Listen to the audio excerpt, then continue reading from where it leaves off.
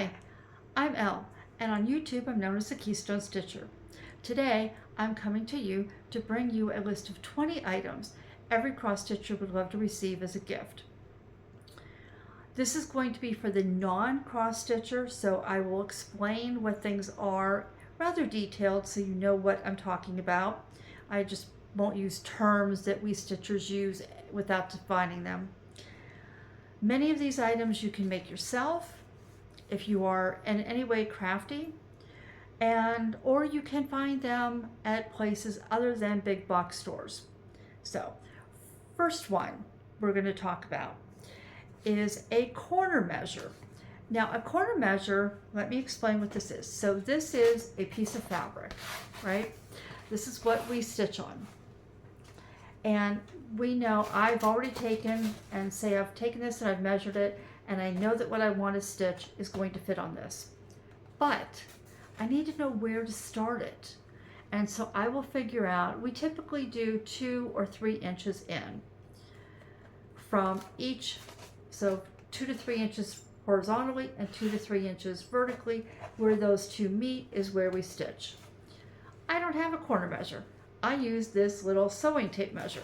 And so I will measure out my 3 inches, put a needle where that is, and then I'll come down here and measure the 3 inches, and where those two meet, that's where I put my needle, and that's where I will start my stitching.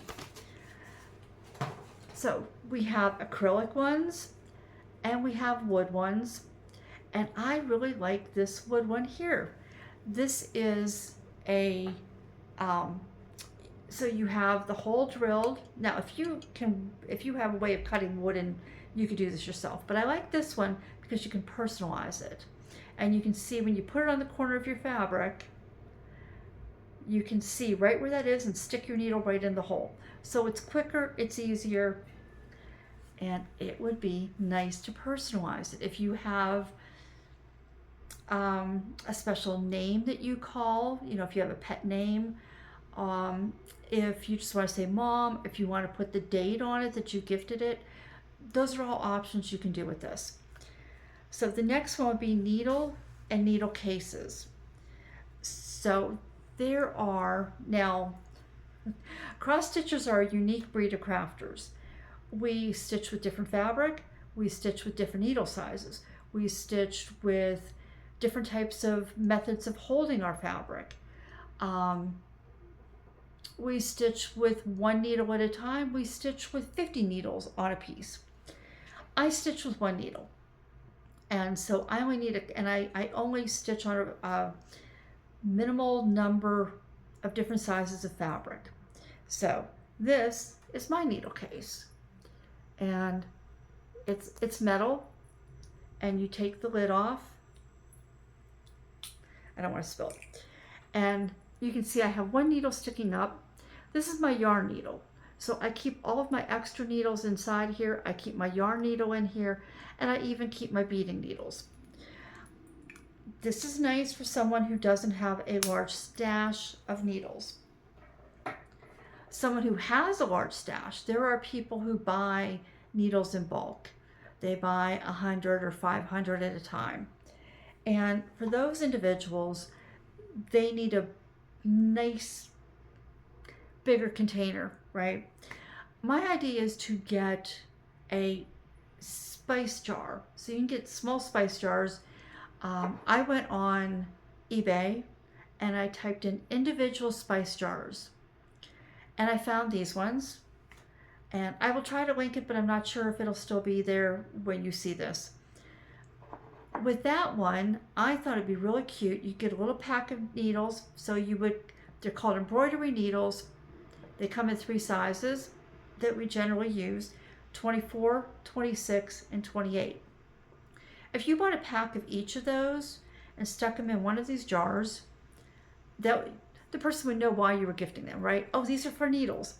And if you have a Cricut, a label maker, or even stickers that have numbers, you could put the number of the needle size. So you could put a 24 on one jar, 26, and so on.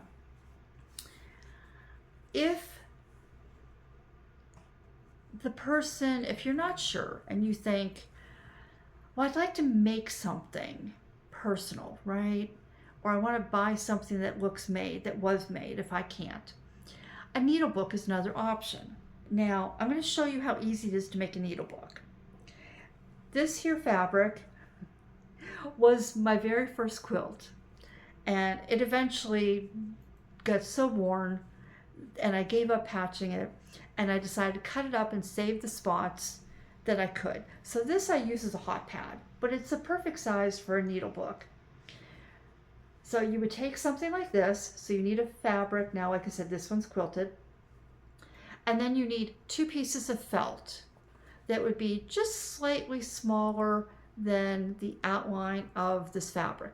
And you want it to fit right inside the whole thing. Then you can see where this middle is.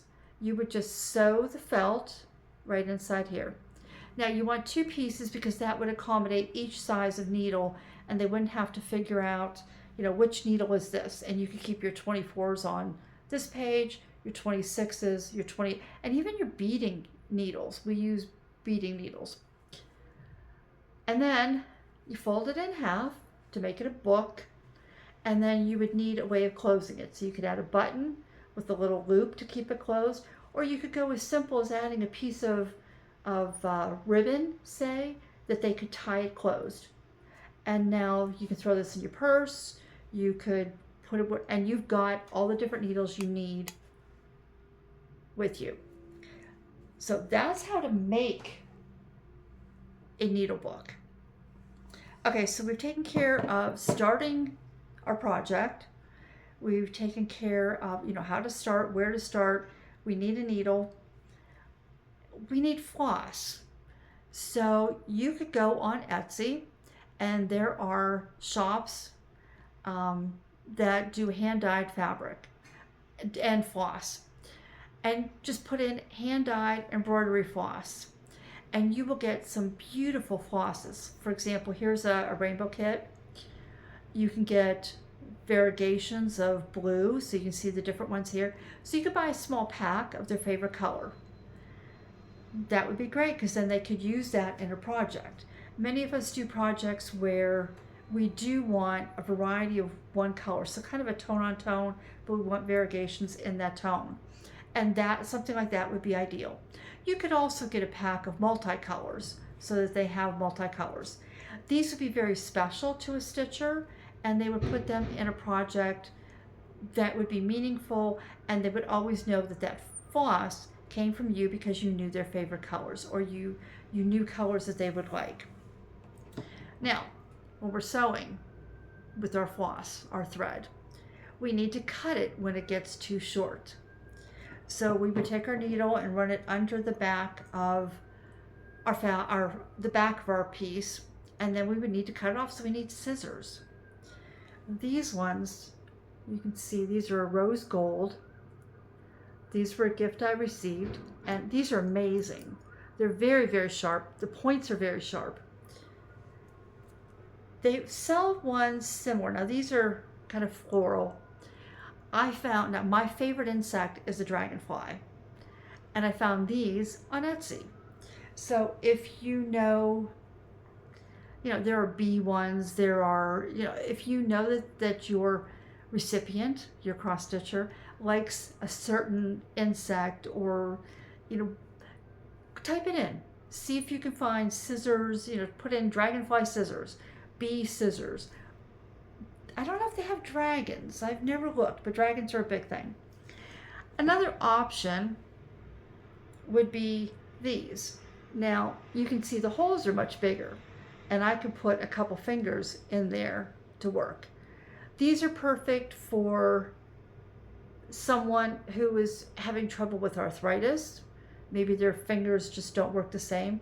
Or these are also great for men who stitch, because they complain all the time that other scissors are really hard to get their fingers in. So a pair like that, if you can find them. Now, I don't know how these would work on a plane.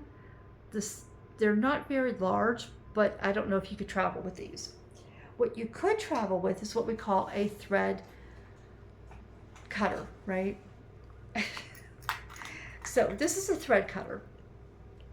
And So you can see here, can you see there's little notches around the edges? So it's almost like a round razor blade inside. It's very sharp. You can't get your fingers in. I can get my fingernail in a little bit. But you just take your thread and just go like that, and it cuts it right off.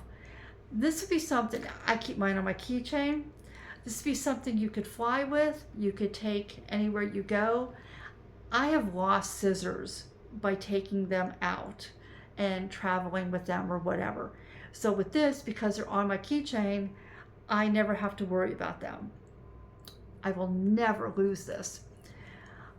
There are ones that look just like that, and here's one here, that are needle minders. Now a needle minder is a magnet that you put on your fabric.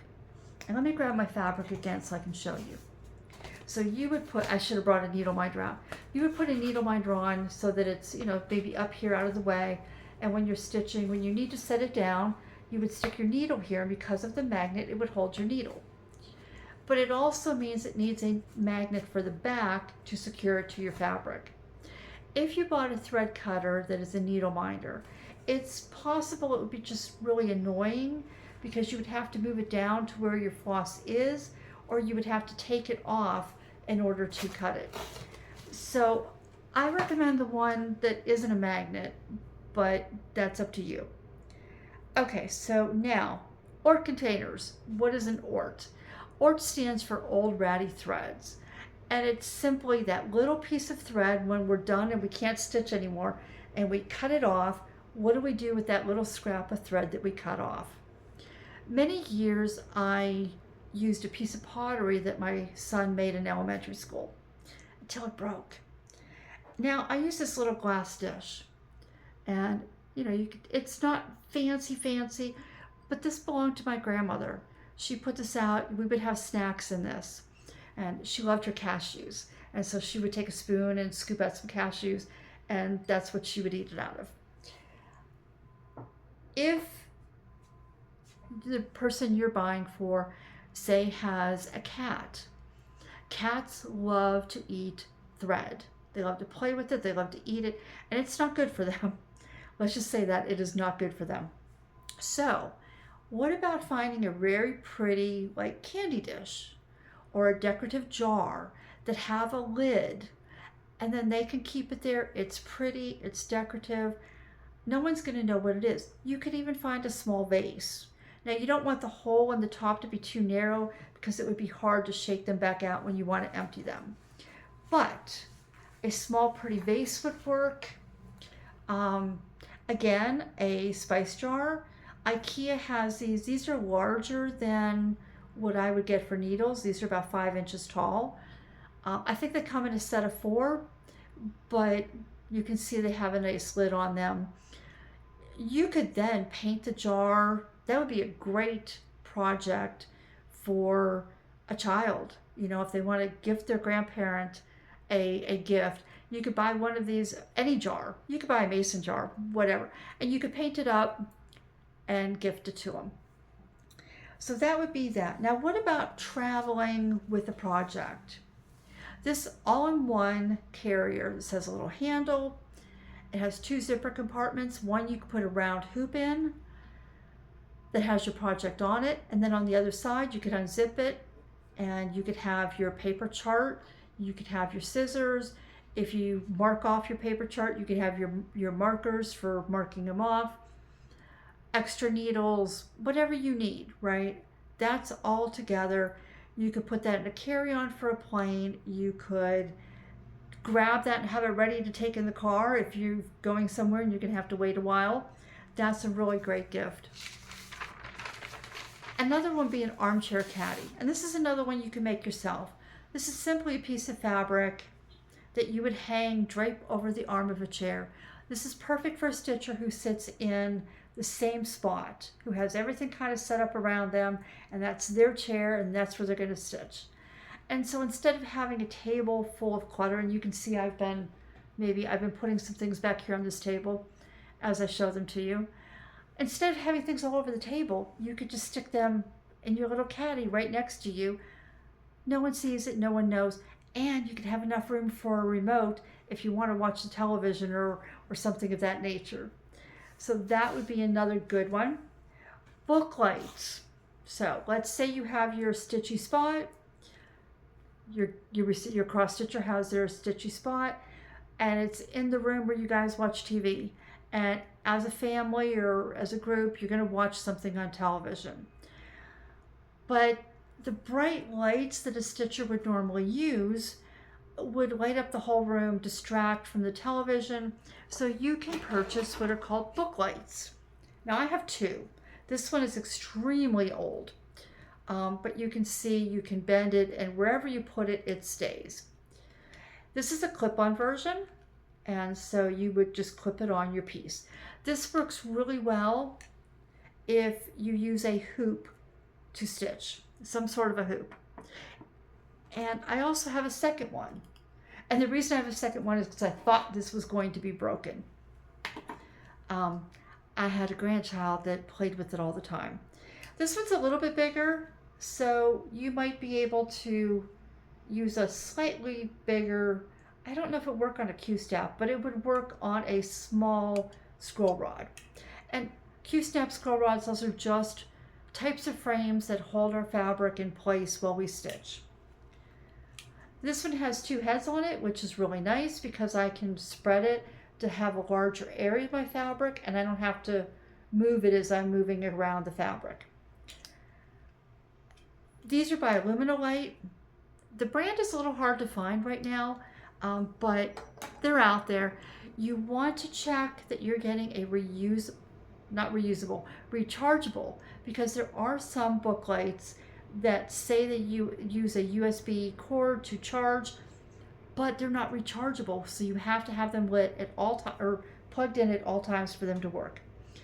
So these lights, they shine directly on the fabric, they don't light up the whole room, and they're great. If you're not sure if that would work on however they hold their fabric, there's also the option of one that wraps around your neck. And again, you can put these in place wherever you want them. Great option. Another little option for traveling, if they don't use a round hoop and you think that carry-on case is a little out. Now that carry-on case currently on Etsy is around $50. If you think that's a little out of your price range, you could also get a little pouch, such as a pencil case, a little zipper pouch, and they could throw their scissors and all that kind of stuff in there. It's not going to hold your project, but it would be nice. It's also a great way to gift. If you've picked up a pair of scissors and you've picked up, I don't know, some needles, you could put them in a little pouch, little zipper pouch, and gift them. Another thing you could do, and you could also put this in the little pouch, is you could purchase them some hand-dyed floss. Now, hand-dyed floss is something that is a little pricier than the floss we typically use. There are several different brands and there are several types. We have cotton, which is what I typically stitch with. There's wool, there's acrylic, and there's silk. You could go on Etsy and type in hand-dyed embroidery floss, and you will find people that have like pouches of different shades of, well, my favorite color is blue, so you could find one that has 4 to 6 different shades of blue. You could find them that are autumnal colors. You could find rainbow colors. All kinds of sorts of ones. You could actually buy individual ones and pick different colors you think they'd like and put them together as a set. And then you could put them in a zippered pouch as a way of gifting them. So that's one you could do, and that would be nice. Finishing tape. Finishing tape is for those people who finish their own projects themselves. I finish my own. For example, that's a cross stitch. I frame it myself. Finishing tape is perfect because I don't have to sit here and what we call lacing. And we take needle and thread and we sew back and forth from side to side, top to bottom, and we get it right in place so it can't move. Finishing tape, it's double-sided. You put it on one side of your fabric, you press it down onto the board, and it's in place and you don't have to worry about it. So finishing tape is one that is lovely to get. And it's one that is, we use it up, so you can always use another roll. We also have a DMC chart. So these are booklets, and you want the one with real floss. So you want to make sure it's not a printed, but it has actual floss in it. And the reason I would suggest this is there are a lot of reasons. I could decide that I want to change up the colors in something, and I don't want to have to go and pull out all my floss and try to sort it out. These are broken down by color groups, so I can go right to it and say, oh, I like that one. Okay, let me pull that color, and I like this one.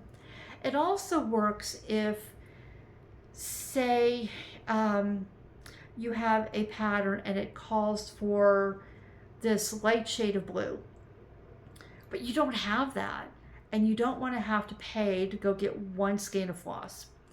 So you go to this chart and you see, okay, well, that's the number it's calling for. What other ones are close enough that I could use in place of this so I can save money? So a conversion chart that has the real floss in it, because those are really accurate. Another option is you could kit up one of their projects. So if you have a way of going through their stash, what we call our all the stuff that we haven't started yet, you could pick one out that you think maybe that you like, that you'd like to see them stitch. Pull it out, snap a quick picture of everything needed. Now, I would not suggest getting the fabric, because we don't always want the called for fabric. So just get all the flosses for it, and do it that way. And then say, here you go, put the name of the project, and here's the floss to start that. Especially if it calls for something other than DMC. So if you're not familiar, DMC is the most common type of embroidery floss. It is the one most stitchers use, or something comparable. There are hand-dyed flosses that some charts call for, and they are called Classic Colorworks. They're anything that's not DMC. And they're pricier, okay? So we tend to put that off. We have this chart, we love it, we want it, but we've got to go buy that floss because it's not something we normally carry. So if they have one like that, go pick up those flosses and surprise them with that so they can start that project.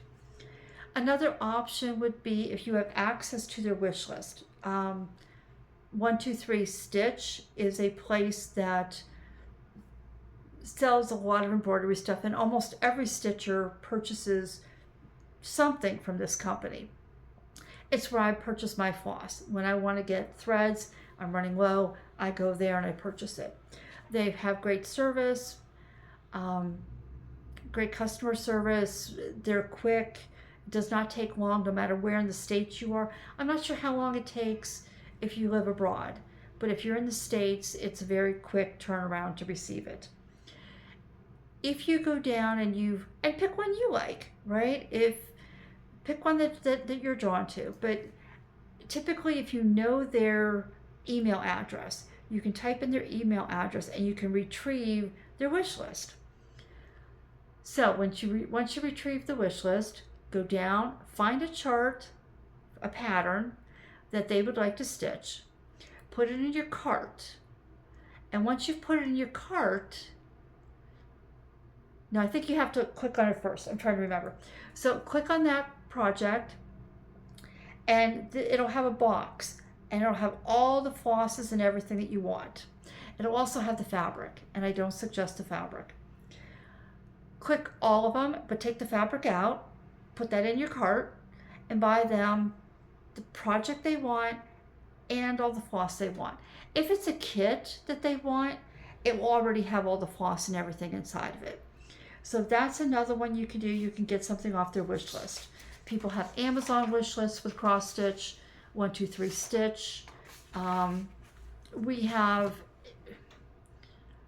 if you're a full coverage stitcher, this is a full coverage, which simply means there is no fabric that shows. Every single piece of that is thread. We tend to shop at online shops that cater to what we like. And so, for example, there's a company called Artisy. There's a company called Unconventional X Stitch. There's, but you get the picture.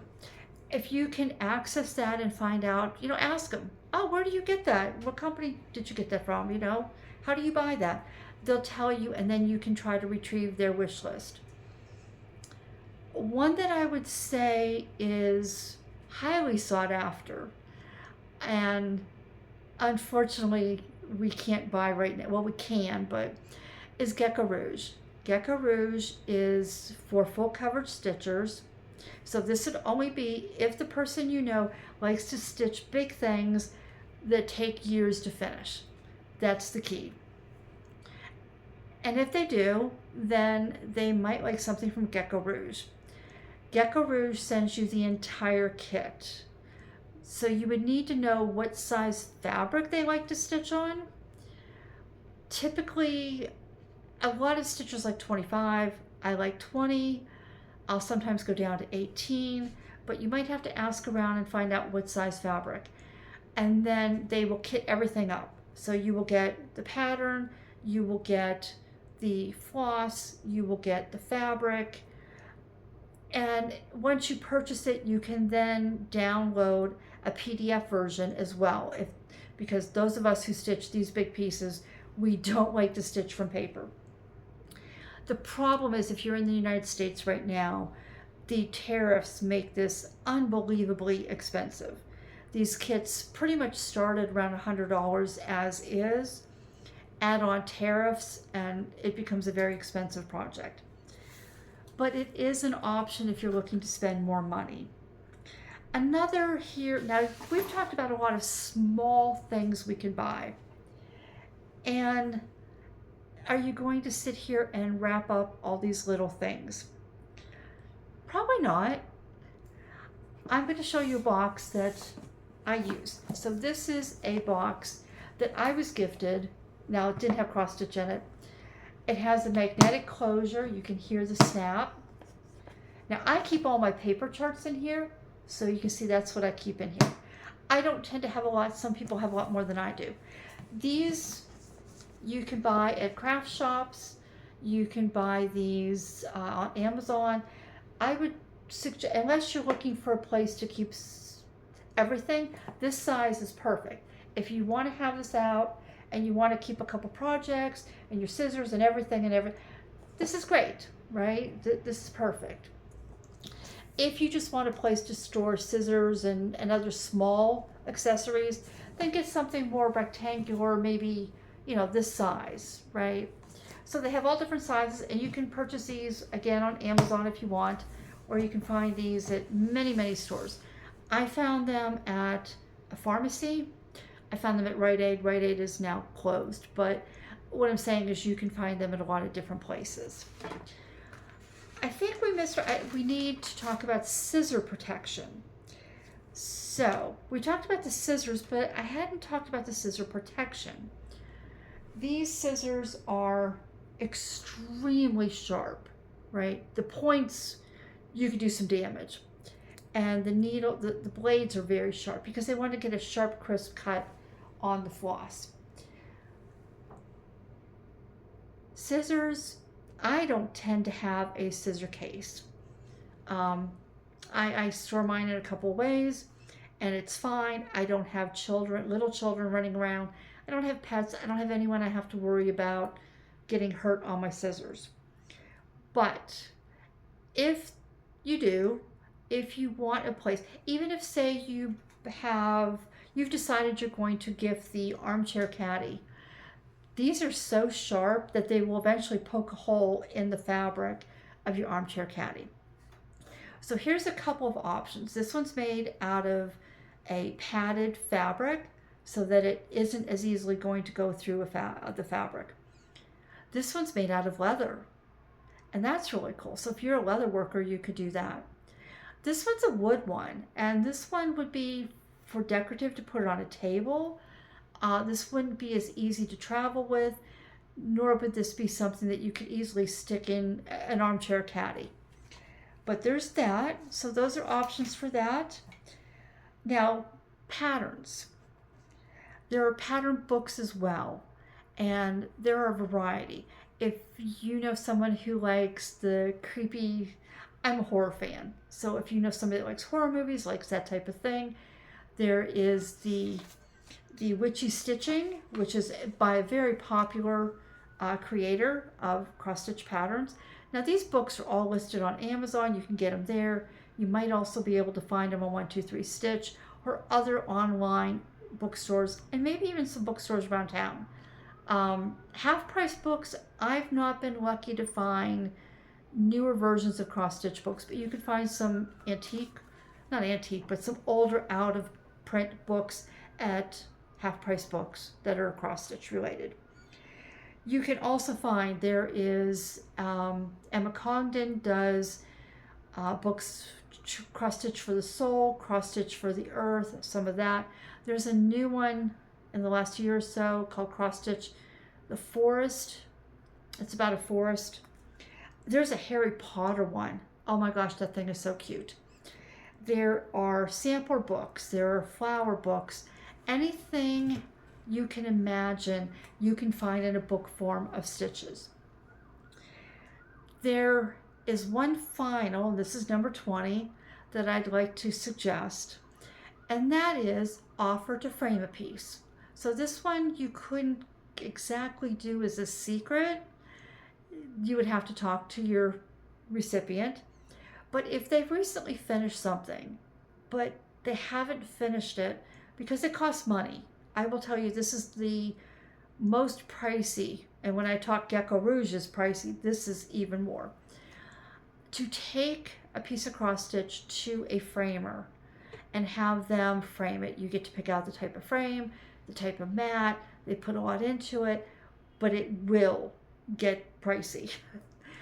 But there's a person here on YouTube that is a cross stitcher, and every year her mother tells her to pick out some cross stitch, and her mother will professionally frame one piece every year as her gift for Christmas. Having a family, she has a family, she has bills, so she has pieces she finishes, but she never fully finishes. She never actually gets them framed because she can't afford to do it and she's not comfortable doing them all on her own. So those are my top 20. A bonus one, if you're really stuck, a gift card. We all love gift cards. So try 123 Stitch. Try one of the other companies that they like. You can do a digital gift card. You can do any way you want to do it. So that would be your fallback if you didn't find anything. I hope you found this list helpful.